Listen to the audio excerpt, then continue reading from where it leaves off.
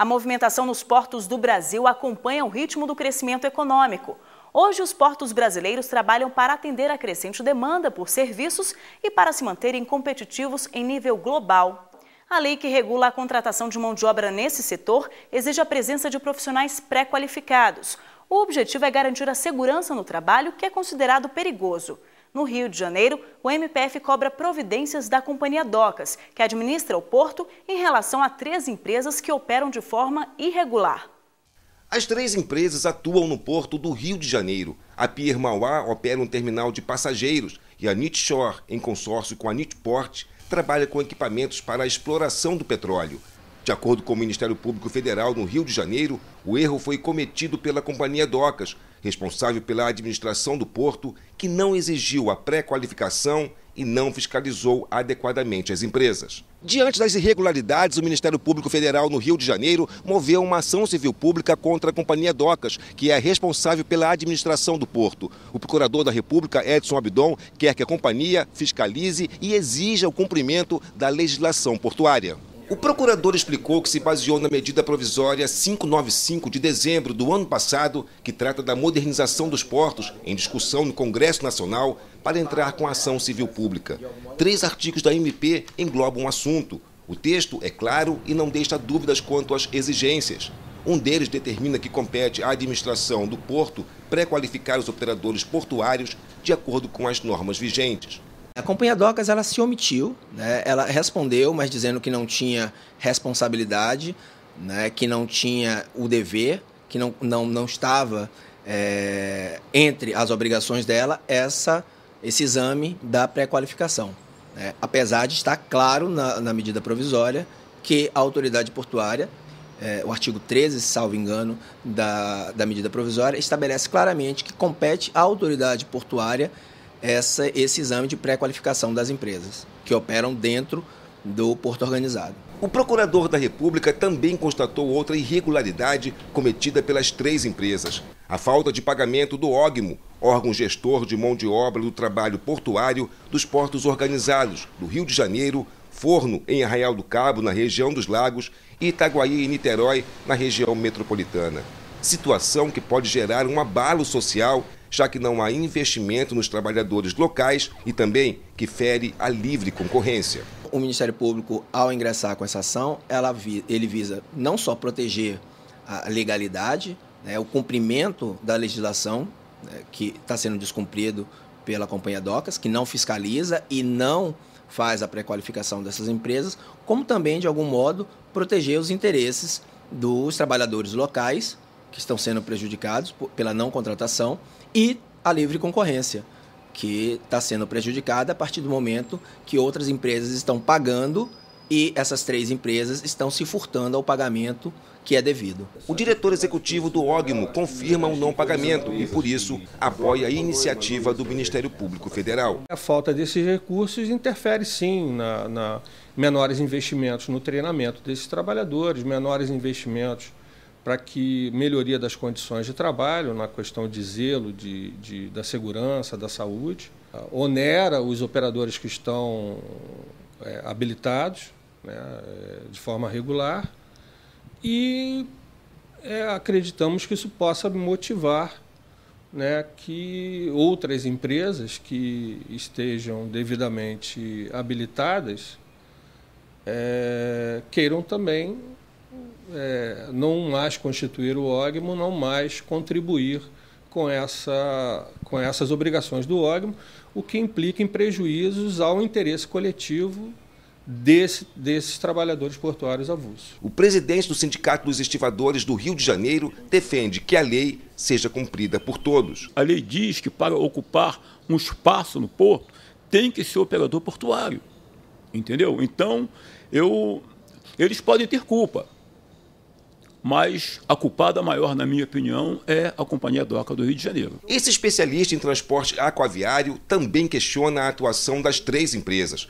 Para o comandante Milton Tito, o dinheiro pago ao OGMO garante a qualificação dos operadores portuários. Ser ou não operador portuário, como disse você, existe uma zona cinzenta na legislação, certo? Que tem de ser interpretada. Essa ação judicial talvez vá facilitar a definição disto aí, certo?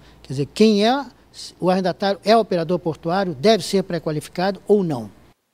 A Companhia Docas do Rio de Janeiro informou que só vai se pronunciar sobre a ação do MPF depois de notificada. O ouvido biônico é um equipamento eletrônico indicado para pessoas com surdez total ou deficiência auditiva. O aparelho é implantado cirurgicamente no ouvido do paciente e estimula o nervo da audição. É o recurso mais avançado que existe atualmente para o tratamento da surdez. Por recomendação médica, o implante deve ser feito nos 2 ouvidos para que o paciente tenha uma audição quase perfeita. O problema é que os planos de saúde privados de São Paulo passaram a recusar o implante bilateral. Para reverter a situação, o MPF no estado entrou em cena. O assessor comercial Walter sobreviveu a um câncer quando tinha 40 anos.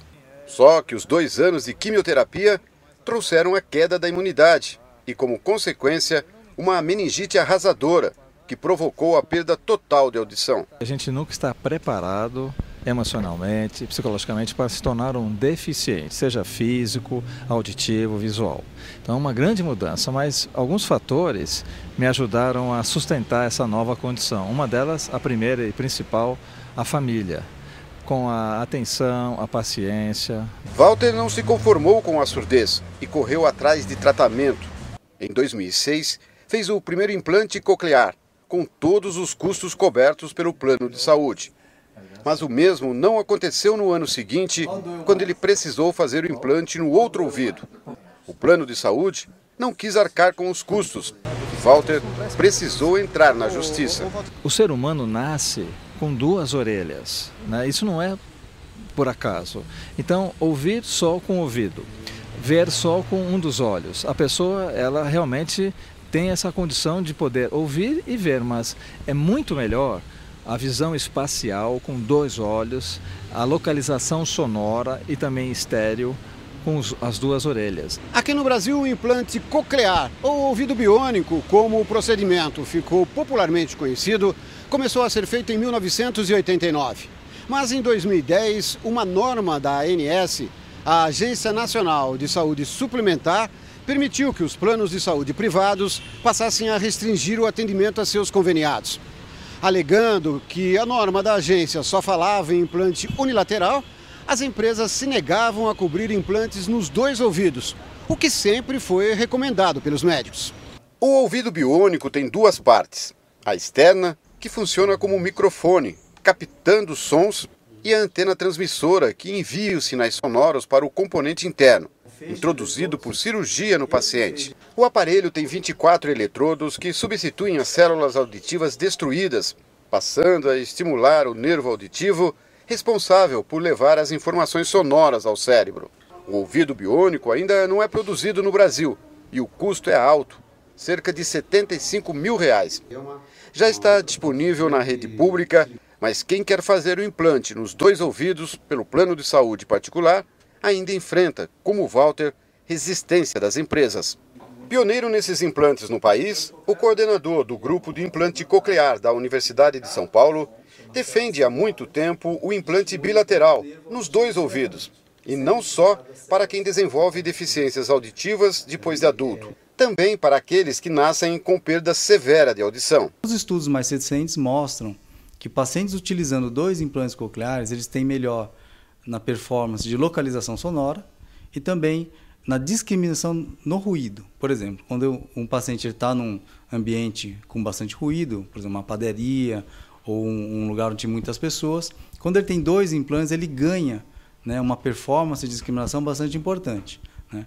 E como nós sabemos que o mundo é ruidoso, o mundo não é silencioso, então realmente para o convívio diário na sociedade, realmente 2 implantes cocleares traz benefício para o paciente. Depois de receber várias denúncias de conveniados e com base em avaliações clínicas como essa, a Procuradoria Regional dos Direitos do Cidadão em São Paulo propôs uma ação civil pública para obrigar os planos de saúde a cobrirem um implante coclear bilateral.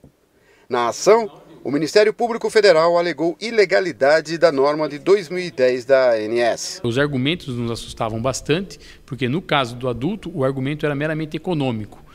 E também no caso das crianças, se fundamentava numa pseudo não autonomia da criança para decidir se queria ouvir ou não. Em razão disso, foi proposta uma ação civil pública. Nós não conseguimos a liminar na primeira instância, a liminar foi negada. Recorremos dessa decisão. O Tribunal Regional Federal Terceira Região deu a liminar. A ANS cumpriu essa liminar e editou uma nova resolução e, com base nisso, pedia que fosse decretada a perda do objeto da ação. Mas, ao final, nós argumentamos e conseguimos que a ação fosse julgada procedente. E aí, a primeira instância, então, proferiu uma sentença que esperamos não tenha recurso, que determinou que a ANS não mais altere essa resolução. Os representantes das empresas de medicina de grupo não quiseram gravar entrevista e só se manifestaram por nota. Afirmaram que cumprem as resoluções do órgão regulador, no caso a ANS, que no curso da ação ainda tentou manter a norma de 2010.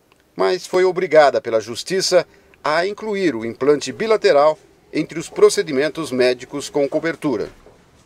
Quer participar do nosso programa? É só enviar sugestões pelo e-mail interesse-publico@pgr.mpf.gov.br. Para rever alguma reportagem, acesse o site www.pgr.mpf.gov.br no link Interesse Público. O programa também pode ser visto no YouTube, no endereço www.youtube.com/tvmpf. A gente fica por aqui, obrigada pela companhia e até a próxima semana.